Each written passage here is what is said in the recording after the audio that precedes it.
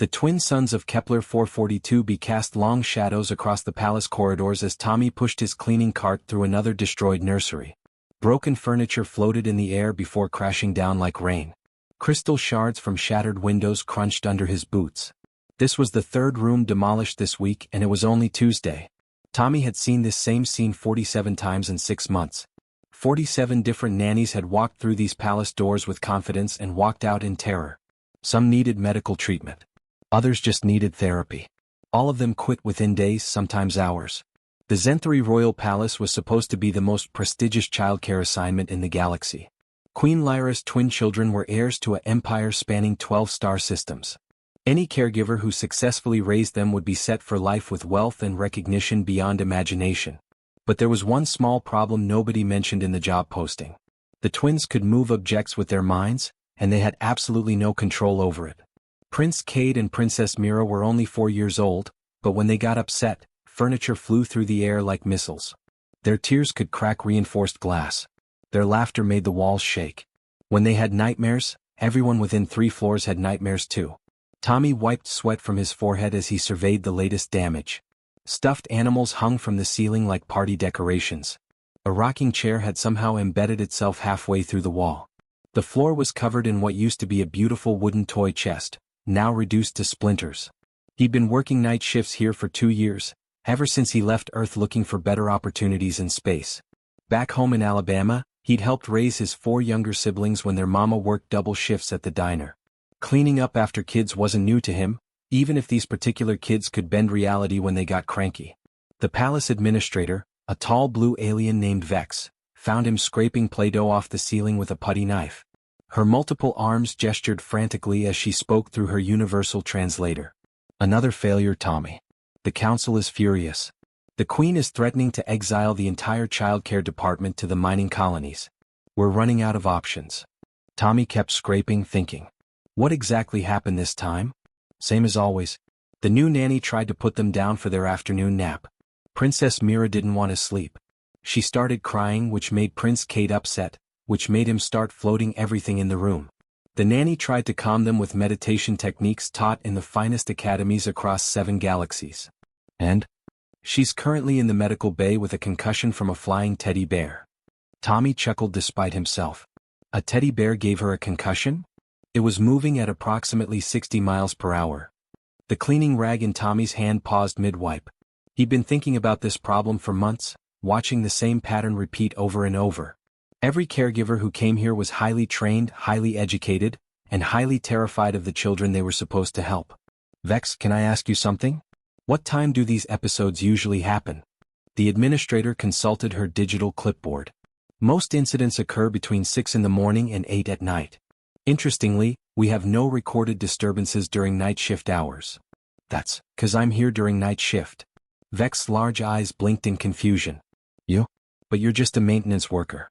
You have no training in child psychology, no degrees in telepathic management, no certifications in royal protocol. Tommy set down his cleaning supplies and turned to face her fully. No ma'am, I don't. But I grew up with kids. Real kids who threw real tantrums and broke real things. And I noticed something all these fancy nannies missed. What's that? Those kids ain't acting up when I'm around because I ain't scared of them. Every other adult who walks in here sees 2 dangerous little aliens with superpowers. I see 2 babies who miss their mama and don't know how to handle feelings too big for their little bodies. Vex was quiet for a long moment, processing this information. The palace had spent millions of credits hiring the most qualified caregivers in the known universe. None of them had lasted a week. The queen returns from her diplomatic mission tomorrow, Vex said slowly. If we don't have a solution by then, heads will roll. Literally. It's a Zenthari tradition. Tommy picked up his mop bucket and headed for the door. Well then, I reckon we better try something different. What's the worst that could happen? I get a teddy bear to the head. The worst that could happen is you could die, Tommy. These children's powers are beyond our understanding. Tommy paused in the doorway, remembering countless nights back on Earth when his little brother Jake would have screaming fits that seemed to shake the whole apartment. When his sister Lily would cry so hard she'd make herself sick. When baby Sam would throw every toy in reach during his terrible twos. Ma'am, with respect, every kid's got powers beyond understanding. The trick ain't controlling those powers. It's teaching them how to control themselves. As he walked down the corridor, Tommy could hear Vex behind him, frantically calculating salary offers and liability waivers. Tomorrow he'd either solve the palace's biggest problem or become its next casualty. But tonight he had some serious thinking to do about finger paints and bedtime stories. The next morning, Tommy traded his janitor uniform for simple clothes and walked into the royal nursery with nothing but a backpack full of supplies he'd picked up from the palace storage rooms. The twins were already in full meltdown mode when he arrived. Prince Cade floated 3 feet off the ground, spinning slowly while tears streamed down his face. Every toy in the room orbited around him like a miniature solar system. Princess Mira sat in the corner, her sobs creating visible ripples in the air that made the walls vibrate. A team of medical staff waited outside the door, ready to rush in with sedatives and protective gear. Tommy walked right past them and sat cross-legged on the floor in the middle of the chaos. A stuffed dragon whooshed over his head. A wooden block bounced off his shoulder. He didn't flinch, didn't duck, didn't even look up. Instead, he opened his backpack and pulled out a sheet of plain white paper. "Y'all want to see something cool?" he said in a normal voice, like flying furniture was the most natural thing in the world. He folded the paper carefully, creasing each edge with his thumb. The twins' crying didn't stop, but Tommy noticed Cade spinning slow down just a little. Myra's sobs became quieter hiccups of curiosity. Tommy held up a perfect paper airplane and gave it a gentle toss. It sailed across the room in a smooth arc, completely unaffected by the psychic storm raging around it. Something about that simple, predictable flight path seemed to fascinate the children. "How come it didn't fly crazy like everything else?" Cade asked, slowly floating down to the ground. "Because it ain't scared," Tommy said, folding another airplane. "Fear makes things go all wonky. But when you're calm and steady, you fly straight and true." Within 10 minutes, both twins were sitting beside him on the floor, watching intently as he demonstrated different folding techniques. The floating toys gradually settled back where they belonged. The walls stopped shaking. "Can we try?" Mira whispered. "Course you can, princess. Here, let me show you." For the next hour, Tommy taught them to make paper airplanes, paper boats, and paper hats. When Cade got frustrated because his folds weren't perfect, Tommy showed him how crumpled paper could be smoothed out and tried again. When Mira accidentally tore her paper with her mind powers, Tommy handed her a new sheet without making it seem like a big deal.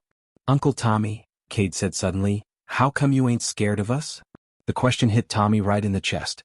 These babies had been treated like dangerous weapons their whole lives. Every adult who entered their world came armed with fear, protective equipment, and exit strategies.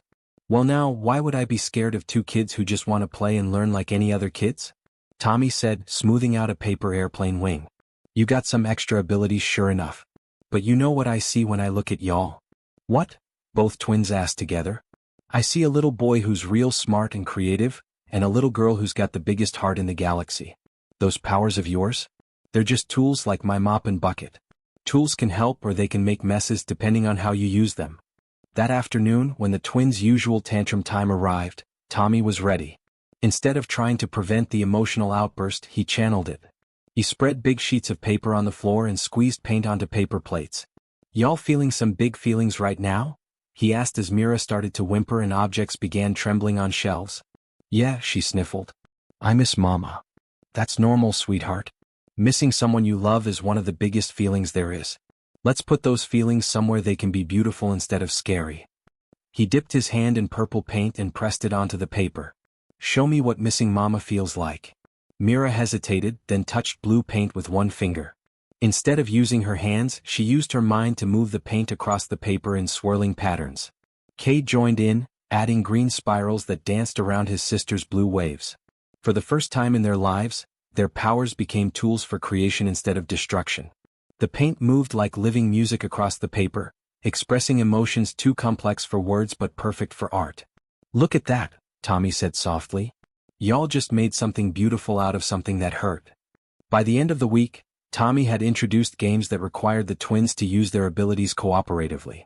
They played telekinetic catch, built towers by floating blocks together, and learned to move fragile things gently by practicing with soap bubbles. "The secret," Tommy explained to Vex as they watched the children through the observation window, "ain't to fight their nature. It's to give them better ways to express it." The administrator watched in amazement as Prince Cade carefully levitated a cup of juice to his sister without spilling a drop, while Princess Mira used her powers to arrange their art supplies in neat rows. "How did you know this would work?"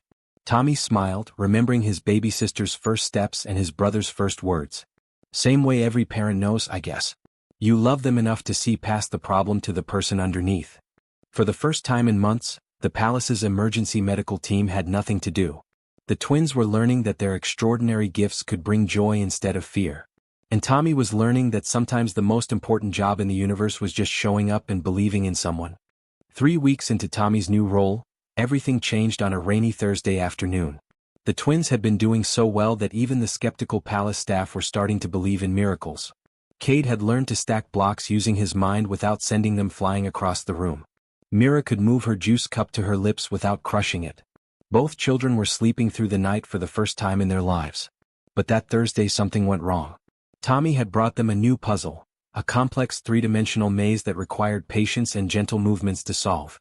Cade was excited to try it, his little face lighting up with the kind of joy that had become common in the nursery. He reached out with his powers, trying to guide the first piece into place. The piece shattered. It wasn't anyone's fault. The puzzle was made from delicate crystal, designed for children with better motor control than a 4-year-old, even one with telekinetic abilities. But to Cade it felt like failure. All the progress, all the gentle lessons about control and patience, seemed to crumble with those glittering shards. I broke it, he whispered, his bottom lip trembling. I broke it, I broke it, I broke it. Tommy knelt beside him, reaching for the pieces. Hey now buddy, it's okay. Accidents happen. We can. But Cade wasn't listening. The dam of frustration that had been building for weeks finally burst. His powers exploded outward like a shockwave, fueled by disappointment and the terrible fear that he'd never be good at anything. Toys launched themselves at the walls. Books flipped open and their pages scattered like confetti. The rocking chair flew across the room and splintered against the reinforced window. A wooden block, spinning like a bullet, caught Tommy square in the temple. The impact sent him staggering backward. Blood trickled down his face as he tried to steady himself against the wall. His vision blurred, and for a moment the room spun like a carnival ride. But he didn't fall. He didn't run. He didn't call for backup or reach for the emergency button that would flood the room with sedative gas. Instead, he sat down hard on the floor, one hand pressed to his bleeding head, and looked at the two terrified children who had gone completely silent. Did I hurt Uncle Tommy? Cade's voice was barely a whisper. Tommy's head was pounding and he could feel warm blood seeping between his fingers. The smart thing would have been to leave, to let the medical team handle this, to add his name to the long list of casualties in the twins' files. But looking at Cade's horrified face, at Myra's wide eyes filling with tears, Tommy knew this moment would define everything that came after. Yeah, little man, he said quietly, his voice steady despite the pain. You hurt me. That block hit me pretty hard. Cade's face crumpled. In all his 4 years, no adult had ever been honest with him about the damage his powers could cause. They'd either been too scared to get close enough to be hurt, or they'd lied afterward to avoid upsetting him further. I'm sorry, Cade sobbed, his small body shaking. I'm so sorry. I didn't mean to. I never mean to. Tommy shifted closer, ignoring the way movement made his head throb. I know you didn't mean it, buddy. I know you were just upset about the puzzle. But here's the thing, being upset don't make it okay to hurt people, even by accident. This was new territory for both children. Every other adult had either blamed them completely or excused their actions completely. Tommy was doing something different, he was holding them accountable while still showing them love. Are you gonna leave now? Mira asked in a tiny voice. Like all the others? Tommy looked at her, this little girl who'd never learned that people could stay angry and still stay, who'd never experienced forgiveness that didn't come with conditions. No, princess. I ain't going nowhere. But we need to talk about what just happened.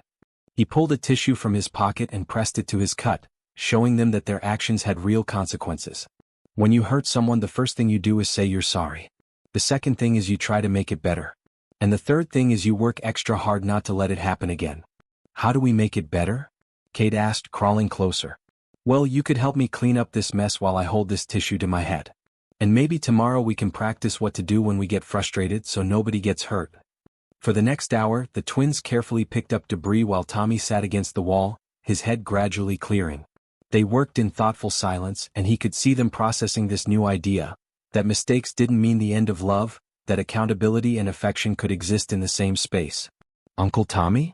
Mira said as she telekinetically lifted the last scattered puzzle piece. Thank you for not leaving. Thank you for learning, he replied. That evening, as the medical team bandaged his head, Tommy realized something important had shifted.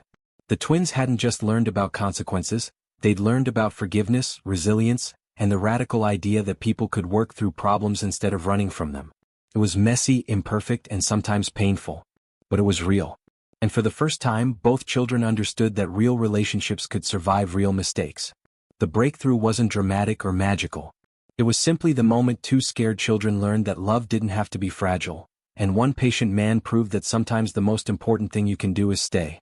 Queen Lyra's royal transport ship touched down on the palace landing pad after 3 months of diplomatic missions across the outer colonies. She was exhausted from endless negotiations, treaty signings, and the constant pressure of representing her people on the galactic stage. But more than anything, she was anxious about returning home to her children. 4 months she'd received reports of chaos, destruction, and failed caregivers. The holographic updates from the palace had shown broken furniture, crying children, and a revolving door of defeated nannies. She'd cut her diplomatic tour short, fearing the worst.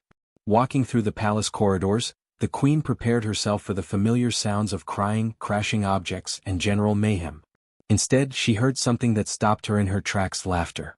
Genuine, joyful laughter coming from the direction of the royal nursery. She quickened her pace, her elaborate robes rustling against the polished floors. As she approached the nursery, she could hear voices inside. A deep, unfamiliar voice was saying something about gentle hands and easy does it, followed by her children's giggles. Queen Lyra peered through the doorway and couldn't believe what she saw. Prince Cade was carefully levitating colorful blocks, stacking them into an elaborate tower while maintaining perfect control. Princess Mira was using her powers to paint delicate flowers on a canvas, the brush moving through the air like it was guided by an invisible hand. And supervising it all was a human man she'd never seen before, sitting cross-legged on the floor, offering quiet encouragement and gentle corrections. "That's beautiful, princess," the man was saying. "See how you're keeping the brush steady now? That's what we call having a light touch." "Uncle Tommy," Cade said proudly, "look how high I made the tower without knocking it down. That's some fine work, little man. Your mama's gonna be so proud when she sees what you can do." Queen Lyra felt tears welling up in her eyes. These were her children, calm, happy, creative, and clearly thriving under this stranger's care. But her moment of relief was short-lived. "Your Majesty." The sharp voice of High Counselor Vexron echoed behind her. "We must speak immediately." Within an hour, the Queen found herself facing the full royal council in the Grand Chamber. 12 of the most powerful Zenthari in the galaxy sat in their elevated seats, their ceremonial robes making them look like ancient judges. "This situation has gone too far," Vexron declared, his voice booming through the chamber. "You have allowed a primitive human to raise the future rulers of our empire. This is unprecedented and unacceptable." "The children are happy and healthy for the first time in their lives," Queen Lyra countered. "Surely that matters more than protocol." "Protocol exists for a reason," Counselor Zarabeth interjected. "This human lacks proper telepathic training, royal education, and understanding of our customs. He's teaching the heirs to our throne, finger painting and paper folding. And anger management," added Counselor Nextal with obvious disdain. "I've read the reports. He's actually encouraging them to express emotions rather than suppress them. This goes against centuries of Zenthari tradition." The debate raged for hours. The council argued that Tommy was unqualified, that his methods were too informal, that he was corrupting royal bloodlines with human concepts. They pointed out that he had no advanced degrees, no telepathic abilities, and worst of all, no respect for the rigid hierarchy that kept Zenthari society stable. "He sits on the floor with them," Vexron said as if this were a crime. "Future emperors do not play with commoners on the floor." Queen Lyra tried to defend Tommy's results, but the council had made their decision. By evening, official documents were signed. Tommy would be dismissed immediately and escorted off-planet. A traditional Zenthari educator, Master Kelvar, would take over the twins' care starting the next morning. Tommy received the news quietly in his small quarters. He'd expected this day would come eventually. He packed his few belongings and wrote simple goodbye notes for Cade and Mira, knowing they might not understand why he was leaving but hoping they'd remember the lessons they'd learned together. Master Kelvar arrived at sunrise with 3 assistants, a cart full of telepathic enhancement devices, and a strict schedule of royal protocol lessons. He dismissed Tommy's colorful artwork from the walls, removed the toys from the floors and installed meditation cushions in perfect rows. "Children," he announced in a formal tone, Your period of informal education is over. You will now begin proper royal training. The disaster began within 30 minutes. When Master Kelvar tried to make the twins sit in silent meditation, Mira started crying for Uncle Tommy. When he attempted to suppress their questions with telepathic calming techniques, Cade's powers lashed out defensively. The meditation cushions caught fire. The telepathic devices short-circuited and started smoking. "Where's Uncle Tommy?" Mira screamed, her voice creating visible cracks in the reinforced walls. "We want Uncle Tommy." Cade joined in, lifting everything in the room and spinning it in chaotic circles. Master Kelvar tried every technique in his considerable training, but nothing worked. The twins' powers, which had been so carefully controlled under Tommy's guidance, exploded outward like a dam bursting. Windows shattered throughout the east wing. Furniture from 6 different rooms started floating and crashing together in the main hallway. The palace's emergency systems activated. Sirens wailed. Security forces evacuated entire sections of the building. The royal gardens were destroyed when Cade accidentally launched a hovercar through the ancient meditation grove that had stood for 1,000 years. Within hours, the story had reached interstellar news networks. Royal heirs destroy palace wing in psychic tantrum, scrolled across screens throughout the galaxy. Diplomatic allies began questioning the stability of the Zenthari royal line. As emergency crews worked to contain the damage and Queen Lyra watched her children spiral back into the uncontrolled chaos she'd worked so hard to escape, one thing became crystal clear. Sometimes the most qualified person for a job isn't the one with the best credentials. Sometimes it's just the one who understands that love and patience can accomplish what all the training in the universe cannot. The council had gotten what they wanted, a return to tradition. But as the palace shook with her children's anguished cries, Queen Lyra realized she was about to make a decision that would change everything. The palace shook for 3 straight days. Emergency crews worked around the clock to repair damaged walls while the twins' psychic storms grew stronger with each passing hour. Master Kelvar and his assistants had barricaded themselves in the east wing after a flying bookshelf nearly took off his head. The Royal Council met in emergency session every few hours, but their traditional solutions only made things worse. Queen Lyra stood in her private chambers, watching news reports that were being broadcast across 12 star systems. The headlines were brutal. Royal children out of control, Zenthari Empire in crisis, are the heirs too dangerous to rule? But it was the sound of her children crying that finally broke her resolve. Through the reinforced walls, she could hear Cade and Mira calling for Uncle Tommy between their sobs. They hadn't eaten in 2 days. They hadn't slept. They were breaking their own hearts along with everything else in the palace. "Enough," she whispered to herself, then louder, "Enough." She stormed into the council chambers where the 12 most powerful Zenthari in the galaxy were arguing about damage control and public relations. Her entrance silenced the room immediately. "Bring him back," Queen Lyra announced. "Your Majesty," High Counselor Vexron started, "the human's dismissal was legally—" "I don't care about legal. I care about my children. Bring Tommy back. Now." "But the traditions? Our traditions are failing." The Queen's voice echoed through the chamber. "Look around you. The palace is in ruins, my children are destroying themselves with grief, and the entire galaxy thinks we can't control our own heirs. Your precious traditions have created this disaster." The council members shifted uncomfortably in their seats. Through the chamber's windows, they could see another tower of smoke rising from the nursery wing. "If you bring back that human," Counselor Zarabeth warned, "you'll be setting a precedent that could undermine our entire social structure." Queen Lyra looked at each council member in turn. "Then maybe our social structure needs undermining. Maybe we've been so focused on maintaining power that we forgot how to raise children who deserve it." Within hours, Tommy was back on a transport ship heading to the palace. He'd been halfway to Earth when the emergency recall reached him. As his ship approached the landing pad, he could see the destruction through the viewports. Smoke rose from several sections of the palace. The beautiful gardens looked like a war zone. Debris floated in the ornamental pools. When Tommy walked into the nursery, his heart nearly broke. The twins were huddled together in the corner, their faces streaked with tears, surrounded by the wreckage of everything they'd built together. Their artwork had been taken down. Their toys had been locked away. The colorful, cheerful space had been transformed back into a sterile, formal room. "Uncle Tommy?" Myra's voice was hoarse from crying. "Hey there, Princess," he said softly, sitting down on the floor beside them. "I'm here now." Both children threw themselves into his arms, and for the first time in 3 days, the palace grew quiet. The floating debris settled gently to the floor. The cracks in the walls stopped spreading. "We thought you left us forever," Cade whispered against Tommy's shoulder. "Never," Tommy promised. "I'll never leave you kids if I can help it. Sometimes grown-ups make mistakes, but we're gonna fix this." Over the following weeks, Tommy didn't just return to his role as caregiver, he revolutionized it. Queen Lyra, seeing the immediate change in her children, gave him unprecedented authority to redesign their entire education. Instead of suppressing the twins' emotions, Tommy taught the whole palace staff about something humans called emotional intelligence. He showed them that feelings weren't weaknesses to be controlled, but information to be understood and channeled constructively. He set up art therapy sessions where Cade and Mira could express their frustrations safely. He created problem-solving games that required them to work together, using their powers cooperatively rather than competitively.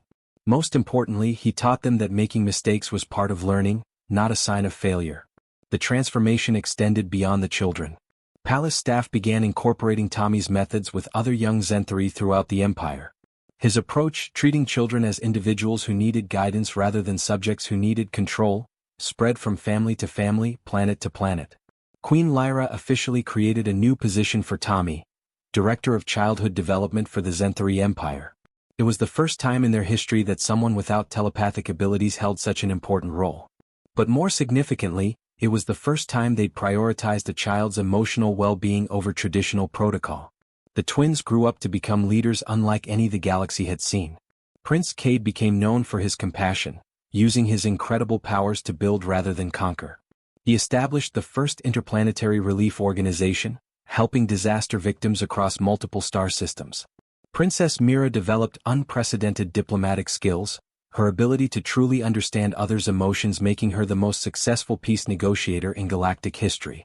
Years later, Tommy established the Universal Child Development Institute, teaching his methods to caregivers from hundreds of different species.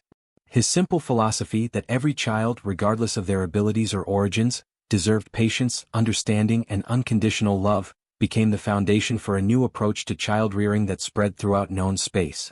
The Institute's motto, inscribed in dozens of languages above its entrance, read, "Every child can learn to be their best self when someone believes they're worth the effort." When asked how a simple human janitor had accomplished what the galaxy's most trained educators couldn't, Tommy would always give the same answer. "I didn't do anything special. I just remembered that before they're princes or princesses, aliens or humans, gifted or ordinary, they're kids. And every kid deserves someone who'll sit on the floor with them and help them figure out how to be good." The former janitor had done more than calm two troubled children. He'd shown an entire civilization that true strength came not from controlling others, but from helping them control themselves. In a galaxy obsessed with power and hierarchy, Tommy had proven that sometimes the most revolutionary thing you can do is simply care.